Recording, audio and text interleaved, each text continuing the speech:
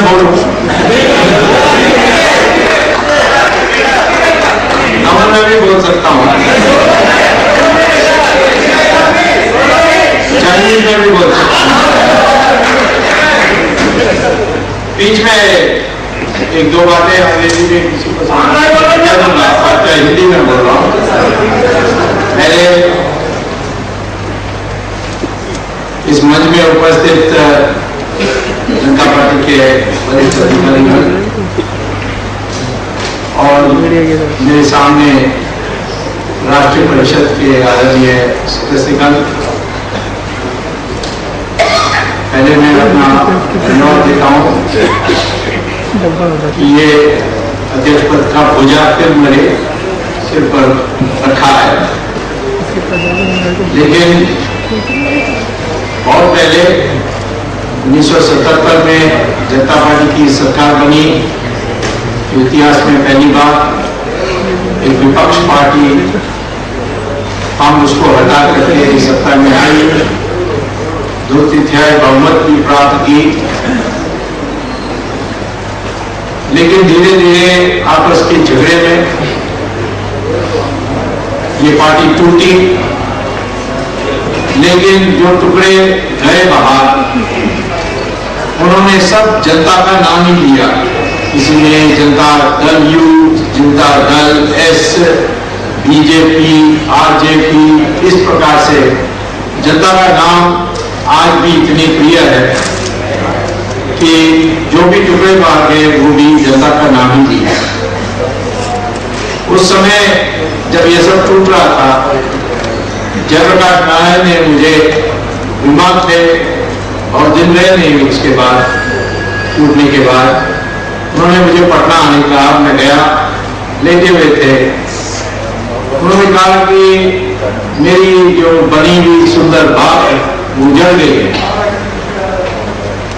लेकिन सब चले जाएं परंतु तुम मत जनता पार्टी छोड़ो। तो मैंने कहा मैं अकेला क्या करूंगा? कहा नहीं, थोड़े दिन अकेला रहना पड़ेगा, लेकिन मेरा भविष्यवाणी है कि जनता पार्टी फिर वापस उसी बल पर, उसी शक्ति के साथ आएगी और उस समय आप मेरी शब्दों को याद रखेंगे। हम शून्य हो गए थे 1990 में, तब भी उस समय हमने सरकार बनाई, चंद्रशेखर को प्रधानमंत्री बनाया। बहुत दिन चली नहीं, परंतु बहुत कानून हमने किए जो बाद में किसी ने किया। इकोनॉमिक रिफॉर्म्स की इनिशिएशन, शुरुआत तो हमने की थी।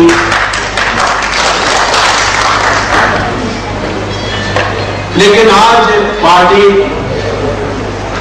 प्रसिद्ध नेता अखबारों की मान्यता प्राप्त करने नेता तो ना हो, लेकिन 17 प्रदेशों में हमारी यूनिट बन गई। हम एनडीए के मेंबर बन गए, चुनाव में लड़ेंगे। पिछले चुनाव में हम एक सीट भी नहीं लड़ी 2009 में, क्योंकि इलेक्ट्रॉनिक वोटिंग मशीन में ये जो बैठी हुई है तारका, इसने फ्रॉड किया। जो इलेक्ट्रॉनिक वोटिंग मशीन में जो ब्रेन है, जो बुद्धि है उस ब्रेन में, उस मशीन का, जिसको माइक्रो कंट्रोलर कहते हैं, ये हिंदुस्तान में उसका उत्पादन नहीं होता, ये जापान में होता है। जिस कंपनी बनाती है उसकी मालिक से मैं मिला और पूछा कि ये जो आप बनाते हैं हिंदुस्तान की भारत इलेक्ट्रॉनिक लिमिटेड के लिए और इलेक्ट्रॉनिक कॉर्पोरेशन ऑफ इंडिया, हमारे देश में इलेक्ट्रॉनिक वोटिंग मशीन में लगाने के लिए, ये क्या आप अपने देश में अपने इलेक्ट्रॉनिक वोटिंग मशीन में भी लगाते हो? तो उन्होंने कहा हम जापानीज पागल नहीं है, हमारे चुनाव हम बैलेट पेपर में करते हैं, इस मशीन में हम कभी भरोसा नहीं करते हैं। मैंने कहा कि आप हमें बेचते हैं पर तो अपने देश में उपयोग नहीं करते हैं, फिर आपके देश पागल है तो मैं क्या करूं? जो बिजनेस चाहिए हमें बिजनेस मिल रहा है।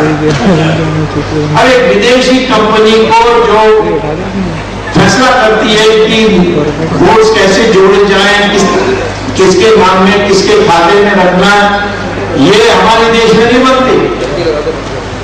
ये एक जापानी प्राइवेट कंपनी बनाती है और उन 2009 में निश्चित तौर पर मैं बता रहा हूं कि कांग्रेस हार गई थी, परंतु 90 सीट को उन्होंने चोरी करके अपनी मेजॉरिटी बनाई और ये नाजायज आगे ये सत्ता चला। तो मैंने सोचा कि इसका विरोध करना है तो मैं चुनाव कैसे लड़ूंगा। लोग कहते चुनाव भी लड़ते और उसको ये कहते हैं इसमें धांधली है, तो इसलिए मैंने नहीं लड़ा। जनता पार्टी के एक ही सीट में हमने उम्मीदवार नहीं खड़े की और फिर मैंने सुप्रीम कोर्ट में जाकर एक याचिका पेश की, जिसके सुनवाई होते होते आज सुप्रीम कोर्ट ने कहा, मुझसे एक बात पूछा सुप्रीम कोर्ट के जजों ने कि मशीन को रखना है और धांधली ना हो तो क्या करना चाहिए। तो मैंने कहा जैसे एटीएम में आप पैसा निकालते हो तो आपके साथ रिसीट आती है, सबको पता है कि कितना पैसा मेरे बैंक में है, कितना पैसा मैं बाहर निकाल रहा हूं, फिर भी ये आने वाली है कि उसको एक रिसीट देना होगा। वैसे इलेक्ट्रॉनिक वोटिंग मशीन में जब बटन दबाएंगे तो एक रिसीट आनी चाहिए, इस कैंडिडेट के नाम पर आपने वोट डाली। वो पर्चा को फाड़ने के बाद बाहर निकलने के पहले बैलेट बॉक्स एक होगी, उसमें डाल के जाए, गिनती हो इलेक्ट्रॉनिक मशीन के जरिए। परंतु जब विवाद होगा, इलेक्शन डिस्प्यूट होगा, तो मशीन को दोबारा नहीं चलाएंगे जैसे आज होता है, लेकिन बक्सा में गिनती करेंगे कि वोट कैसी हुई। तो सुप्रीम कोर्ट ने मेरी बात मान ली और आदेश दिया है इलेक्शन कमीशन को कि इसको करना है। उन्होंने मान लिया हम करेंगे, क्योंकि नहीं करेंगे तो मैंने कहा कि फिर बैलेट पेपर में वापस जाना चाहिए, क्योंकि आज अमेरिका में बैलेट पेपर एक दो प्रांत को छोड़कर इंग्लैंड में जिसको सबसे पुराना डेमोक्रेसी कहा जाता है वहां बैलेट पेपर, जापान में बैलेट पेपर, जर्मनी में पहले इलेक्ट्रॉनिक वोटिंग मशीन थी, परंतु वहां की सुप्रीम कोर्ट ने कह दिया रिसीट का कुछ भी ये अवैध है, ये अनकॉन्स्टिट्यूशनल है, वो उन्होंने रद्द कर दिया। नेदरलैंड्स में किया, आयरलैंड में किया। आज सिर्फ नाइजीरिया और वेनेजुएला, इंडिया, ये तीन ही देश हैं जो इलेक्ट्रॉनिक वोटिंग मशीन को उपयोग करते हैं। और ये बाकी दो तो तानाशाही में विश्वास करने वाले लोग हैं, वहां तो धांधली होते ही है। तो हमारे देश में सुप्रीम कोर्ट के ऑर्डर के अनुसार या बैलेट पेपर बैलेट मशीन में आपको रिसीट मिलनी चाहिए, या वो नहीं कर सकेंगे, वो 7 अप्रैल को बताने वाले हैं सुप्रीम कोर्ट में कि इस आने वाले चुनाव में कर सकते हैं कि नहीं। और जो प्रांतीय चुनाव आ रहे हैं वहां से ही शुरू कर देंगे, लोकसभा उसके बाद आएगी या उसके पहले आएगी, जो भी है उनको करना है। नहीं कर सकते तो फिर बैलेट पेपर इस आने वाले चुनाव में बैलेट पेपर होगी, अगले चुनाव में इलेक्ट्रॉनिक वोटिंग मशीन किसी के साथ हो सकती है। तो यदि न्यायपूर्ण चुनाव हो तो कांग्रेस की बुरी हार होने वाली है और एनडीए की मेजॉरिटी आने वाली है। प्राइम मिनिस्टर कौन बनेगा इसकी अभी चिंता मत करो, क्योंकि कभी पता ही नहीं है मुझे कौन प्राइम मिनिस्टर बनेगा। मैं कभी नहीं सोचता था कि मनमोहन सिंह प्राइम मिनिस्टर बनेगा, क्योंकि जब चंद्रशेखर की सरकार थी ये तो विदेश हिंदुस्तान छोड़कर चले गए थे, मैंने उसको वापस बुला करके हमारी आर्थिक सलाहकार की थी। मैं उसके साथ प्रोफेसर था, उम्र से मेरी काफी 10 साल ज्यादा है, लेकिन उनका प्रेम मेरे प्रति रहा। और जब मैं आईआईटी में प्रोफेसर बना तो यही सिलेक्शन कमेटी के चेयरमैन थे, उन्होंने मुझे चुना और हमारी दोस्ती है। परंतु मुझे 40 साल से पता है कि इसकी रीढ़ की हड्डी नहीं है। लोग कहते हैं कि प्रधानमंत्री की कुर्सी में बैठ के इतनी ताकत होते हुए क्यों डरता है, क्यों सोनिया की आज्ञा मानता है? ये है मंशा। जब मैं कहता हूं हम लोगों को विराट हिंदुस्तानी होनी चाहिए, मैं मंशा की बात कर रहा हूं। ताकत से क्या होता है? मंशा नहीं है तो सर्कस में चले जाओ, एक पिंजरे के अंदर 5 सिंह होंगे और एक दुबला पतला रिंग मास्टर अंदर जाएगा और कहेगा इन सिंहों को चलो ऊपर, एक एक चढ़ेगा, आज्ञा मानो, मुंह खोलो, मुंह खोलेगा और अपना सिर अंदर रखेगा इसके मुंह में। इतनी ये सिंह के पास इतनी अच्छे खाना पीना होता है, इतनी ताकतवर होते हैं, क्यों नहीं? पंजे से एक मारे इस रिंग मास्टर तो मर जाएगा, लेकिन छोटे से उसकी तैयारी ऐसी होती है कि आज्ञा मानना है। बड़ा होने के बाद उसको अपना ताकत भी जानता है, इसलिए आज्ञा मानता है। हमारे मनमोहन सिंह भी सर्कस का सिंह है और रिंग मास्टर है सोनिया गांधी, वो जो कहेगी वो माने। तो इसीलिए आज हमें बनाना है एक नया हिंदुस्तानी, जिसकी चेतना, जिसकी बुद्धि, जिसकी जो माइंड सेट अंग्रेजी में कहते हैं वो तैयार हो कि हम अन्याय के खिलाफ लड़ेंगे, हमारे साथ कोई भी अन्याय करेगा तो लड़ेंगे, जवाब देंगे मुंह तोड़। कोई किसी के साथ, मासूम व्यक्ति के साथ अन्याय करेगा उसके लिए भी लड़ेंगे, उसका धर्म कुछ भी हो। जो लोग पूछते हैं कि आशिफपुरा में मुसलमान की दर्शन करोगे तो आपने क्यों उठाया? मैं कहा लोकतंत्र में अन्याय नहीं हो सकता। हम अपने बात हिंदू की बात कह सकते हैं क्योंकि हम 80% है, ये पुरानी संस्कृति की देश है। मुसलमान आए, इसके पहले पारसी आए थे, यहूदी आए थे, जूस, दुनिया भर के धर्म के लोग आए।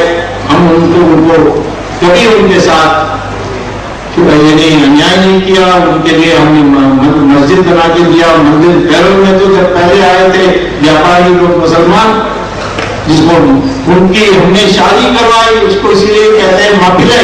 मापिले माने दामाद, उनको दामाद बुलाते थे। और तो जब आक्रमण हुआ और दुनिया भर की कुकर्म हुआ, उसके बाद अंग्रेज आए, तो हमारे देश के इतिहास को दोबारा पुनर्निर्माण करने के लिए हम बात खुलाबात करते हैं। सऊदी अरेबिया में मस्जिद तोड़ते हैं क्योंकि वो कहते हैं मस्जिद जो है ये एक धार्मिक स्थान नहीं है, ये नमाज पढ़ने के लिए जगह है और नमाज पढ़ने की जगह कहीं भी बन सकती है। यहां भी आप नमाज पढ़ सकते हैं, हवाई जहाज में भी पढ़ सकते हैं। और एक बार सऊदी अरेबिया के राजा गया था मक्का और उसको महल बनाना था अपने ठहरने के लिए, तो जगह ढूंढा तो एक जगह ही मिली, उसमें बिलाल मस्जिद खड़ी थी। बिलाल मस्जिद में मोहम्मद, पैगंबर मोहम्मद नमाज पढ़ते थे और सऊदी अरेबिया के राजा ने तय किया कि इस मस्जिद को तोड़ो। तो ये आर्कियोलॉजिस्ट ने कहा कि कम से कम इस मस्जिद को मत तोड़ो, ऐसे तो सऊदी अरेबिया में सड़क बनाने के लिए मस्जिद तोड़ते, दूसरी जगह बना देते। जब उन्होंने ये कहा तब राजा ने कहा कि खबरदार, ऐसी बात करने से इसका मतलब मूर्ति पूजा की विचार तुम्हारे दिमाग में आ गए। इस्लाम में हम मूर्ति पूजा मानते नहीं है। क्या आज्ञा है कि पैगंबर मोहम्मद ने यहाँ नमाज पढ़ी, इससे कुछ नहीं बनता, ये मस्जिद है, इसको दूसरी जगह बनाएंगे। तो मैं यही कहता हूं हमारे मुसलमान भाइयों से कि राम की जगह में, कृष्ण की जगह में और काशी विश्वनाथ में हम मस्जिद दूसरी जगह पास में बना के दे देंगे, लेकिन इनको छोड़ दो। लोग छोड़ने के लिए तैयार है, परंतु कई लोग ऐसे हैं जो समझते हैं कि हिंदू मुसलमान के बीच में भाईचारा का भावना आ जाए तो फिर हम कमी नहीं रहेंगे, इसीलिए वो होने नहीं देते।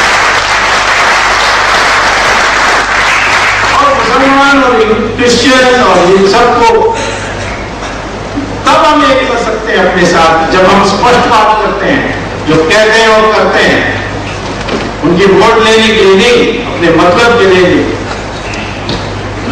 जब ये ऑपरेशन ब्लू स्टार हुई थी 1984 में, तब मैं जाकर भिंडरेवाला के साथ अकाल तख्त में 5 दिन रहा। लोग भाई भीड़ तो है गली, तुम भिंडरेवाला के साथ रहोगे तो वो तुम्हें मार देगा, लेकिन उसने बिल्कुल मित्रता के साथ मुझे 5 दिन के लिए ठहराया। मुझसे सीधी बात हुई थी। उनको ये सारा जो माहौल बनाया गया, ये पहले इंदिरा गांधी ने बनाई थी। इंदिरा गांधी को भड़काने वाले थे सोवियत रूस, और सोवियत रूस का इतना ये इरादा था कि सिख और हिंदू को जो नखून और मांस के बराबर मानी जाती है, इनको अलग करो। ये साजिश हमारे देश में शुरू से ही है, एक मत होने दो। हम तो सिख को अपना मानते हैं। मैं तो कहता हूं कि मेरे हिंदुस्तान के जो पंडितों को हक है जनेऊ पहनने के लिए, वो गुरु टेक बहादुर के बिना हो नहीं सकता। गुरु गोविंद सिंह नहीं होते तो आज हम हिंदू ही नहीं होते। तो इसके साथ हम कैसे ऐसा कर सकते हैं? इसीलिए जो मुसलमान जो असली बात मान लेता है और जो मुझे प्राइवेटली मान लेता है, अभी भाषण में हमारे कश्मीर से जो नेता आए थे प्रतिनिधि, उन्होंने क्या कहा? हम हिंदुस्तानी है। हिंदुस्तानी कौन होता है? जो इस भूमि का है, जो या हिंदू है या स्वीकार करता है कि मेरा पूर्वज हिंदू है। और यही स्टडीज दिखाती है। बॉम्बे में एक बार राज चाकरे चला रहे थे कि ये जो यूपी बिहार से आने वाले लोग हैं, यूपी से आने वाले लोग हैं, ये सब हमारी नौकरी छीन रहे, ये मराठी लोगों का नौकरी छीन रहे। तो मैंने एक मित्र को कहा कि तुम तो जानते हो इस राज चाकरे को, उसका एक बाल का सैंपल लाओ मेरे पास। तो उसको समझ नहीं आई, परंतु उसने कहा कि उसी हेयर ड्रेसिंग सलून में जाता हूँ जहाँ वो भी जाता है, तो एक दिन उसके साथ चले जाऊंगा और फिर उसका बाल सैंपल लाऊंगा। तो एक छोटा सा बोतल भर के लाया। फिर मैंने यूपी टैक्सी वाला को 10 रुपया दिया कि तुम्हारा एक बाल का सैंपल मुझे काट के दो। तो वो सोच रहा था कि कौन है पागल आदमी 10 रुपया दे रहा है मेरे बाल काटने। फिर भी उसने दे दी। दोनों को मैंने लेबोरेटरी भेजा। इन दोनों का बाल से डीएनए पता कर सकते हैं, खून से भी पता कर सकते हैं, बाल से भी पता कर सकते हैं। तो उसने टेस्ट किया लेबोरेटरी में और देख पर क्या रिपोर्ट आई कि राज चाकरे की डीएनए और यूपी टैक्सी वाला का डीएनए एक ही है, कोई फर्क नहीं है। मैंने ऐलान किया कि राज चाकरे भी यूपी से आया क्योंकि उसका डीएनए यूपी वाला का है। हमारे सारे हिंदुस्तान के जनता जो है उसकी डीएनए एक ही है। रंग से मत फर्क करो, रंग धूप से है। जितना इक्वेटर के पास जाओगे उतना धूप तेज होती है। ठंडे मौसम में रंग दूसरा होगा। असली जो है कौम की पहचान वो है डीएनए। मैं मुसलमान को कहता हूं कि तुम्हारा डीएनए मेरा डीएनए एक है। ये बात लोग से क्यों भड़क जाए? इनको हमारे अपना करना है और जो अपना होने के लिए तैयार है उसकी रक्षा करेंगे, उसके लिए हम खड़ा होंगे। इसलिए लोगों और उसके साथी हिम्मत के साथ सिर्फ श्रीनगर में बोलते हैं। मैंने सबको बता दिया ये जनता पार्टी का है, इसका कुछ हो तो फिर हम सब खड़े हो जाएंगे। आज उसी की आवश्यकता है। हमारी जो सारे जो भेदभाव हैं, जाति का, भाषा का, उस सबको मिटाना है। श्रीलंका में क्या हो रहा है? बोलते तमिल तमिल तमिल। वो सिनाला जो है 75%, तमिल जो 25% है। जो सिनाला है वो भी हिंदुस्तान से आए हुए लोग हैं। वो बिहार से आए, उड़ीसा से आए, बंगाल से आया। ये यहां लोग बोलते हैं तमिल, आम तमिल नहीं बोलता है। ये चंद लोग बोलते हैं जिसके लिए लिटे ने ब्राउन शुगर, हेरोइन, ड्रग के आधार पर पैसे जुटा करके इनको खिलाते। हमें श्रीलंका से लड़ाना चाहते। इंग्लैंड में कुछ टीवी चैनल में आ गई कि नरसंहार हुआ, वही चैनल ने कश्मीर में भी दिखाया। हमें प्रशंसा करनी चाहिए श्रीलंका के राष्ट्रपति को कि उन्होंने आतंकवादी संगठन को मिटा दिया, एक दृढ़ संकल्प करके उन्होंने मिटा दिया। और मैं लोगों को भी कहना चाहता हूं कि हमारी एनडीए सरकार आएगी तो कश्मीर को सामान्य करने के लिए जो भी है आतंकवादी सबको मिटा देंगे। सिर्फ वो नहीं, कश्मीर का जो हिस्सा पाकिस्तान के कब्जे में है उसको भी हम वापस लेंगे। और हमारे पास ताकत है, हमारे पास एक अवसर भी है कि यदि पाकिस्तान हमारे साथ छेड़छाड़ करेगी तो उसका 4 टुकड़ा भी कर सकते हैं, क्योंकि अलग अलग होने के लिए सकते हैं। बलूची अलग होने के लिए तैयार है, सिंध अलग होने के लिए तैयार है, और नॉर्थ वेस्ट मार्जिन अलग होने के लिए तैयार है। और रहेगा सिर्फ पंजाब। जब ये बांग्लादेश बनी और पाकिस्तान का 2 टुकड़ा हुआ तो हमने कहा कि पाकिस्तान का नाम बदल के पाकिस्तान कर देना, जो बाकी है। अब इसके बाद तो कुछ भी नहीं रहेगा, और मुश्किल नहीं है। यहां इनको पाकिस्तानियों को पता है कि जो आज यूपीए की सरकार है वो कांपती है उनके नाम पर, क्योंकि जो हवाला उन्होंने किया है, पैसा स्विट्जरलैंड बैंक में भेजा है, ये हवाला जो है वो दुबई के रास्ते से करते हैं, और दुबई में पाकिस्तान की आईएसआई को बताए बिना किसी के पैसा कहीं भी नहीं जमा कर सकते। हमारे मंत्री के पास कितने पैसे कहां है, कौन सी स्विट्जरलैंड बैंक में है, ये आईएसआई को पता है। इसीलिए वो आएंगे यहां तुम्हारे जवानों की सिर्फ गर्दन काटने के बाद तो श्री सलमान खुर्शीद उनके लिए दावत देगा, डिनर देगा, क्योंकि नहीं देगा तो कहीं टाइम्स ऑफ इंडिया में छप जाएगी उसकी खाते, तो क्या करेगा। ये सब डरते। इटली के साथ क्या हो रहा है, 2 हमारे मछुआरों के सो रहे थे बोट में, और ये इटली की जहाज आई मिलिट्री की, और उन्होंने दोनों को देखे, उन्होंने देखा तो जहाज तो ऊपर होता है, ये बड़ी ये जो पानी की जहाज बड़े जो उनकी सेना की है, नौसेना की, और ये छोटी सी बोट, तो देखे उन्होंने कि ये सो रहे। तो दोनों आपस में बात करते हैं कि कौन इसके सिर में गोली चला सकता है। Target practice.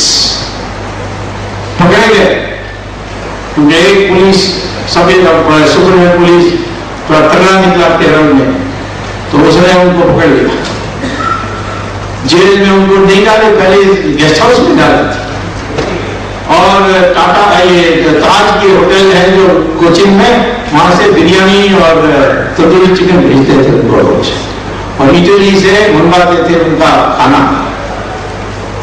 इतनी सरकार हुई, फिर ये आए सुप्रीम कोर्ट में और उन्होंने गारंटी दी कि आप हमें इनको इलेक्शन में वोट डालने के लिए परमिशन दे दो 1 महीने के, और हम एम्बेसडर एफिडेविट देता है सुप्रीम कोर्ट को कि मैं गारंटी देता हूं, इटली की गवर्नमेंट एफिडेविट देती है सुप्रीम कोर्ट को कि हम गारंटी देते हैं इनको वापस लाएंगे। तो ये वहां पहुंचते हैं तो ये बयान देते हैं कि हमने वापस भेजेंगे, और एम्बेसडर देश छोड़ने की तैयारी। मैंने 1 दिन देखा, 2 दिन देखा, कोई नहीं कार्रवाई, सिर्फ घर भाषण, बस और कुछ नहीं। अगर पता लगा कि हमारा तो जाने वाला है, और मैं सुप्रीम कोर्ट पहुंच गया।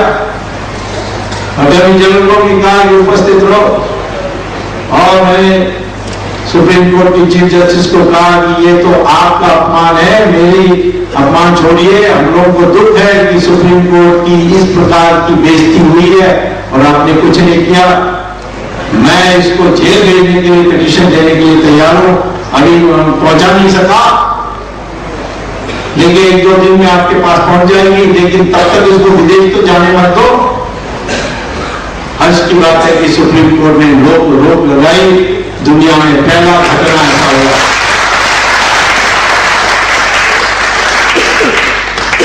बड़ी हल्ला चली, डिप्लोमेटिक इम्यूनिटी मिलते हैं, इनको तो कानून कुछ इनको पता नहीं है ना, मैं तो पढ़ के जाता हूं। और कोई कैसे कानून बनेगी जब आपने खुद अपने आप अपनी इच्छा से जाकर सुप्रीम कोर्ट को कहा है कि मैं ऐसा करूंगा, इनको वापस लाऊंगा, और फिर आप लापरवाह करते हो, बेइज्जती करते हो सुप्रीम कोर्ट में, तो कोई इम्यूनिटी बनती नहीं है। और कल मैं सुप्रीम कोर्ट फिर सुबह जाऊंगा और वहां से प्रक्रिया शुरू करूंगा कि इनको अंबेडकर को 1-2 दिन जेल में रखा जाए। जैसे शुरू में बताया गया, जिन लोगों को हमारे देश में रोक कर रखने चाहते हैं इटालियन, उसके लिए हमें मुश्किल हो रहा है, और जिनको हम चाहते हैं तुम वापस चले जाओ, वो जाते नहीं है। सोनिया गांधी, राहुल गांधी, हम तो भेजेंगे उनको। एक केस आज पकड़ में आ गए। मुझे लोग कहते हैं कि जल्दी जल्दी करो, मैंने कहा नहीं, हलाल करेंगे आज के रास्ते। जैसे इलेक्शन की समय पास आएगी, वैसे लोगों की हिम्मत बढ़ेगी, जजेस को भी लगेगा कुछ मामला है और भी सबूत मिलेंगे। आपको आश्चर्य होगा कि कितना फ्रॉड एक डील में उन्होंने किया, उन्होंने हजारों डील में किया है। इसके पास 1 लाख करोड़ रुपए अपने स्विट्जरलैंड के खाते में सोनिया गांधी की है, 1 लाख करोड़ रुपए।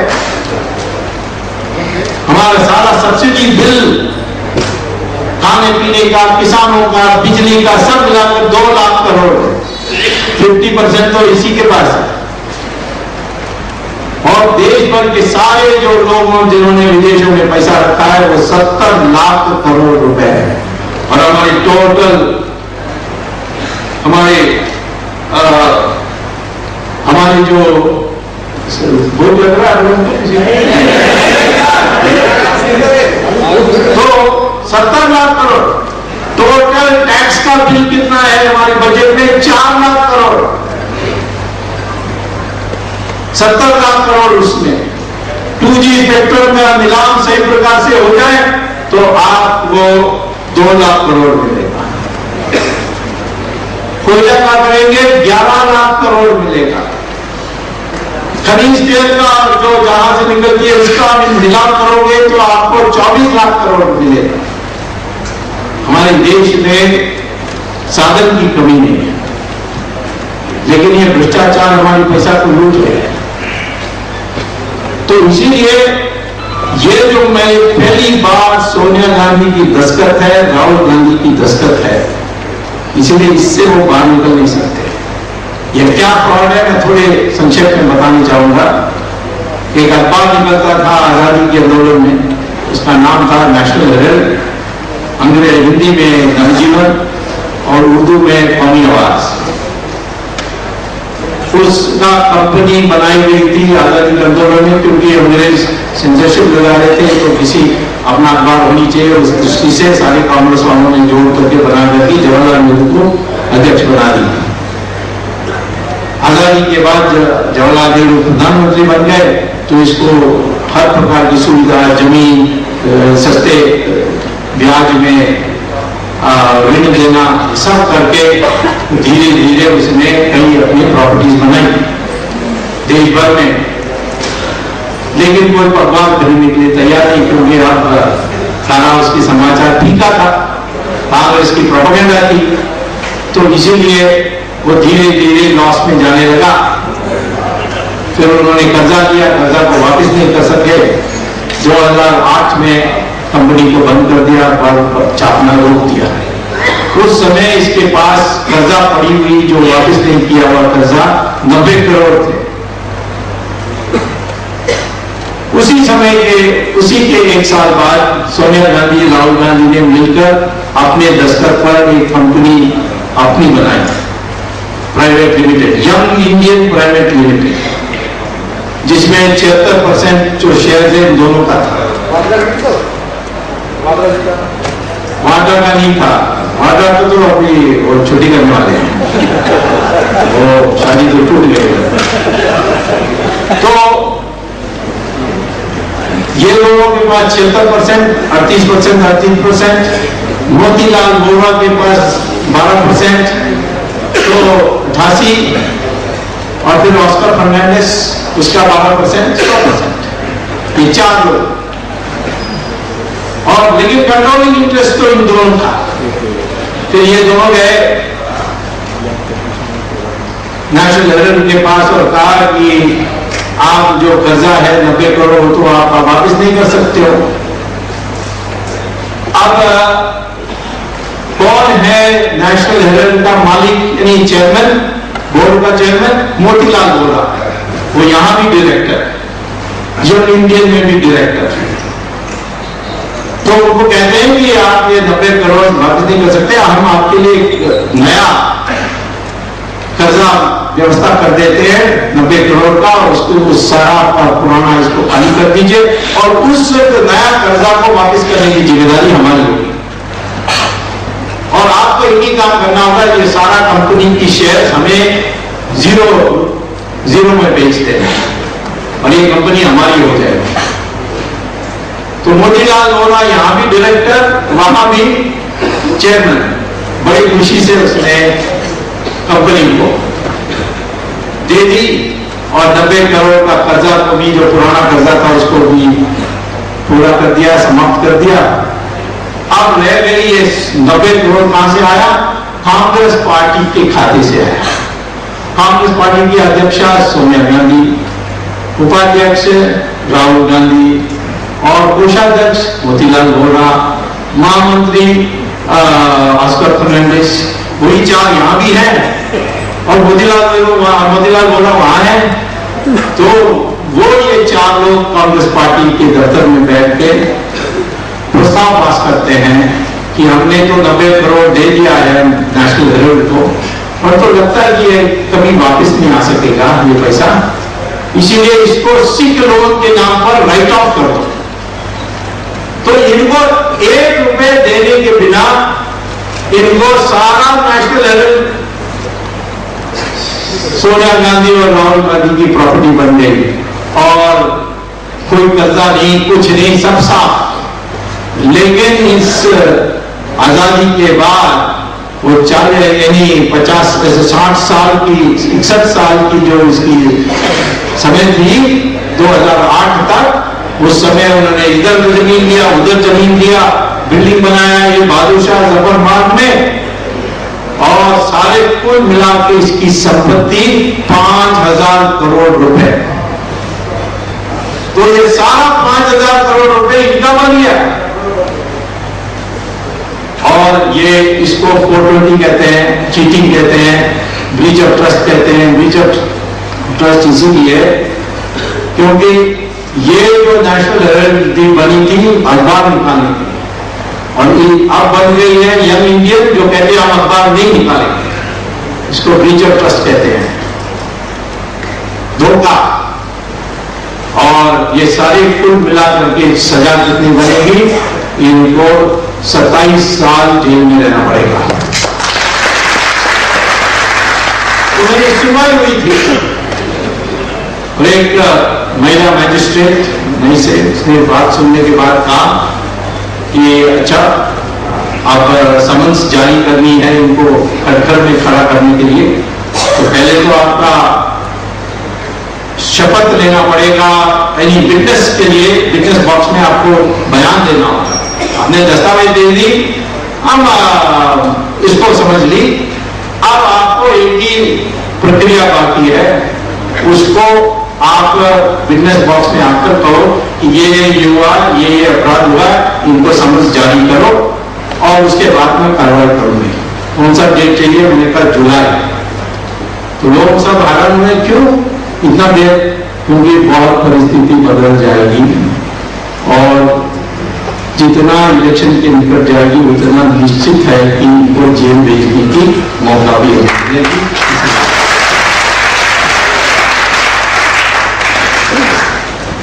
अब हमारे देश में और भी समस्याएं हैं जिस पर हमें कुछ करना चाहिए। ये जो बलात्कार हुआ दिसंबर में, वो तो भयंकर हुआ और उसमें जिसने सबसे ज्यादा किया, जिसके बारे जो ज्योति पांडे, जिसका नाम अखबारों में निर्भय कहते हैं,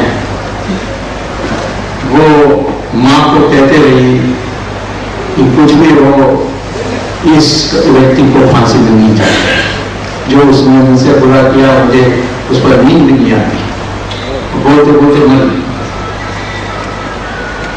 कानून के मुताबिक वो 18 साल लिखी हुई है और वो 18 साल से कम है। क्यों कम है? क्योंकि स्कूल की सर्टिफिकेट उनके माँ से गांव में पूछा गया कि भाई आपको पता है कब ये पैदा हुआ? नहीं, हमें कुछ नहीं पता है। तो मैंने कहा कि वो जिसने पूछा उससे कहा कि मेरा ये स्कूल सर्टिफिकेट कैसे है? तो कहा जो बोले वो उसी को लिख दिया। उनके परिवार की, उस लड़की के परिवार भी उसके साथ नहीं है। तो फिर क्या करें? तो मैंने एक नया रास्ता ढूंढा, उसकी भी सुनवाई कल सुप्रीम कोर्ट में है।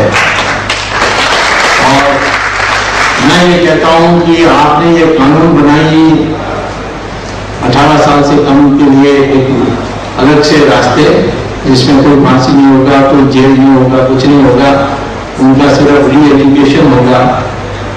वो आपने जो इंटरनेशनल कन्वेंशन के आधार पर बनाई, आपने कहा है पार्लियामेंट में, वो सही नहीं है। क्योंकि इंटरनेशनल कन्वेंशन में लिखा है 18 साल। यदि उसको पता नहीं था वो क्या कर रहा था, कौन कह सकता है कि जिसने इस प्रकार के गंदे तरीके से उसने जो बलात्कार की उसको पता नहीं था कि क्या कर रहा है? ये कैसे मान सकते हैं?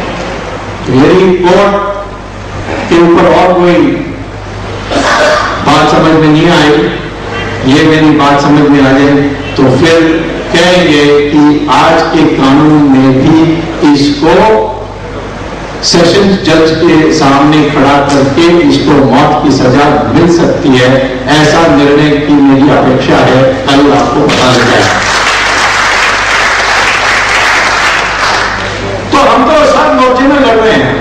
बाकी लोग भाषण देते हैं, अंग्रेजी में कहते हैं शूट एंड स्कूट। स्कूट माने भाग जाओ, बयान लेकर चले जाते। हम नहीं कर रहे हैं, क्योंकि जनता पार्टी में हम क्या बनेंगे ये इतनी फिक्र नहीं है, क्या करेंगे ये ज्यादा फिक्र। प्राइम मिनिस्टर देश का कौन बनेगा? जिसका प्रारब्ध है प्रधानमंत्री बनेगा। प्रयास से कोई नहीं बनता। कौन जानता था कि मनमोहन सिंह बनेगा प्रधानमंत्री? कौन जानता था कि इधर गुजरात प्रधानमंत्री बनेंगे? वो तो बैठा हुआ था इंडिया इंटरनेशनल सेंटर में कॉफी पी रहा था, तो वो आदमी से सुरजीत गया, उसके बाद चल चलो तुम्हें प्रधानमंत्री बनना है। उसने मैं प्रधानमंत्री कौन से देश का? उसको आश्चर्य हो गया। देवेगौड़ा को तो मजाक होता है कि उसको कहते हैं कि वो घोड़ा है, कहीं भाग तो नहीं जाए। उसका तो वो तो हमारी, जब मैं पहली बार अध्यक्ष बना जनता पार्टी का, वो मेरा कर्नाटक प्रदेश का अध्यक्ष था और उसको हम कभी नहीं सोचते थे प्रधानमंत्री बनेगा। 1977 में भी आम के वक्त तक जगजीव राम बनने वाला है ऐसा चलती थी। आम के वक्त में मोरारजी बन गए। लाल बहादुर शास्त्री के बारे में कोई सोच ही नहीं सकता था, नेहरू के बाद वो बनेगा।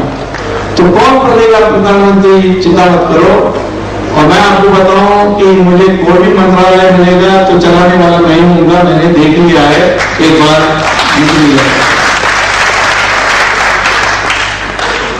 मोदी बनेगा मैं स्वागत करूंगा, परंतु बनाने वाला मैं नहीं हूं। बीजेपी को पहले ऐलान करना होगा, काबिल है, काम किया उसने, गुजरात में बहुत काम किया।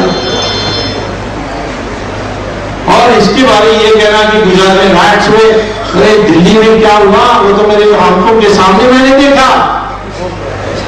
किस कारण पर?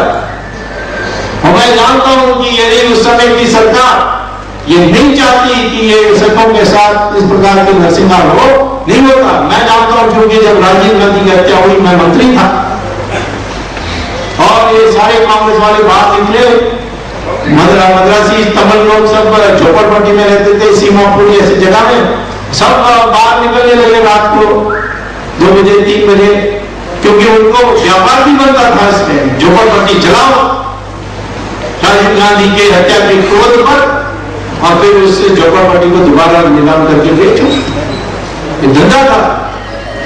तब मैंने उस समय, क्योंकि मैं सबसे सीनियर मोस्ट मिनिस्टर था, तो चंद्रशेखर ने मुझसे कहा कि तुम देखो इसको।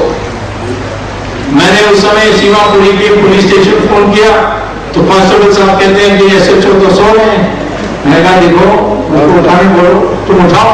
तो मैं कैसे उठाऊंगा? मैंने कहा नहीं उठाओगे तो कल तुम कांस्टेबल नहीं रहोगे, मैं मंत्री हूँ, ये मत बोलो।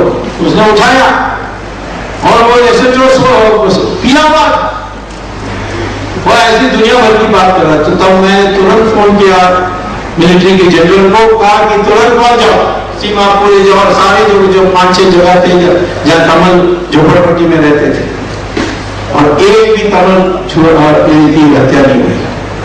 यहाँ 3000 सिखों की हुई है और उस कौम की जिसने हमारे हिंदुओं को बचाया।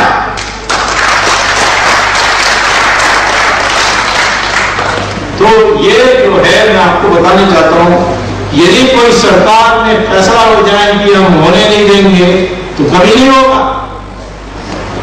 1991 में DMK सरकार की साठगांठ थी लिट्टे के साथ, तब प्रधानमंत्री चंद्रशेखर करुणानिधि को कहा, उस समय मुख्यमंत्री था वो, कि तुमने सारे लिट्टे को इतनी जगह दे रहे हो, वहां उन्होंने कम्युनिकेशन सेंटर बना दी, वायरलेस सेंटर बना दी, पेट्रोल पंप ले ली, अस्पताल में उनके जो जख्म लोग होते हैं उनको भर्ती हो गए। ये नहीं चलेगा, वो माना नहीं, कहीं कमल का प्रश्न है। तो फिर चंद्रशेखर ने मुझसे कहा कि क्या करना? मैंने कहा गवर्नमेंट को डिसमिस करो। कैबिनेट मीटिंग में सारे ऑफिसर ने कहा कि डिसमिस करोगे तो खून की लहर, जो नेहरू परिवार का स्वदेशी खून का है उसको हम आगे करेंगे, विदेशी को करते करेंगे। इतना झूठ बोली इसने कहा कि पहले तो उसका नाम सोनिया नहीं है, एंटोनिया। दूसरा है कि इसका उम्र क्या है किसी को पता नहीं है, क्योंकि जो पहले बर्थ सर्टिफिकेट मैंने देखा उस समय तो इसके बाप रशिया के जेल में थे। तो ये कैसा हो गया, वो जेल में है और ये यहाँ पैदा हो गया। तो उसने कहा कि मैं इंग्लैंड में पढ़ी, इंग्लिश यूनिवर्सिटी में इंग्लिश की थी, वहां गया था मैं लेक्चर देने के लिए। कहा कैसे स्टूडेंट थी, बताया ऐसे स्टूडेंट था ही नहीं। मैं लेक्चर देते मैंने स्पीकर को दिया, मैंने इसको पूछो ये कैसे पार्लियामेंट्री रिकॉर्ड में इसने और इलेक्शन के रिटर्न में उसने शपथ ली है कि उसने और कैम्ब्रिज में इंग्लिश में डिग्री की, doctor degree in the university of Cambridge in English literature. इतना लंबा व्याख्या लिखी है उसने। तो मैंने स्पीकर को दिया, स्पीकर ने उसको भेजा, उसका जवाब आया कि ये सब टाइपिंग मिस्टेक है। तो फिर स्पीकर ने कहा क्या करूं मैं? टाइपिंग मिस्टेक, ये कॉमा फुल स्टॉप, ये टाइपिंग मिस्टेक हो सकता है। पूरा व्याख्या study in the university of Cambridge और obtained a degree in the English literature, पूरा टाइपिंग मिस्टेक हो सकता है। तो आप मैं क्या कर सकता हूँ? मैंने कहा ये तो कर सकते हैं Guinness book of world record को भेज दीजिए, longest typing mistake in history. दुनिया भर की झूठ, भ्रष्टाचार, एक इसमें उसने कतरी है। यहाँ की इत्यादि की उसने उनको बोल दिया, चलो कोई हिंदुस्तानी बनने से क्या होता है, तुम चले जाओ, वो चले जाते सर। लेकिन हमारी रियासत में रुका और आगे बढ़ेगी। वो कहते हैं थोड़ा सा क्या करो, बहू है, मैंने कहा कौन, किसकी बहू? इंदिरा गांधी की। तो राजीव गांधी उसके बारे में क्या सोच सकता, वो राजीव गांधी ने मुझे बताया, मैं बता नहीं सकता, और उसने मुझे बताया। वो तो इससे तंग आ गए।